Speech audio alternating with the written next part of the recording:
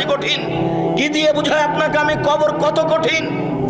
রাসূল সাল্লাল্লাহু আলাইহি ওয়াসাল্লাম বলেন, যখন তাকে কবরে জিজ্ঞাসা করা হবে দ্বীন সম্পর্কে, মুহাম্মদ সাল্লাল্লাহু আলাইহি সাল্লাম সম্পর্কে, ইসলাম সম্পর্কে, সে যদি উত্তর দিতে না পারে, ইয়াদরিবু জারবাতান, এত জোরে তাকে ফেরেশতা মারবেন, ইয়াসিহু সাইহাতান, সে বাপরে মারে করে চিৎকার করবে, ইয়াসমাউ মাওয়াইদাল মাশরিকুল মাগরিব ইল্লা সাকালাইন, সারা পৃথিবীর জীবজন্তু, কীটপতঙ্গ, পদার্থ, জড় পদার্থ সব কিছু তার চিৎকার শুনতে পাবে, মানুষ আর জিন শুনতে পাবে না।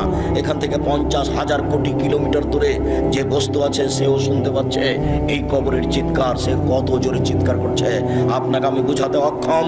মুহাম্মদ সাল্লাল্লাহু আলাইহি ওয়াসাল্লাম বলেছেন, যে মারে সে চোখে দেখে না, যে মারে সে কানে শোনে না, যে মারে সে ফেরেশতা, তার রং বিভিন্ন ধরনের, কালো নীল, ভিন্ন ধরনের রং, চোখে দেখে না।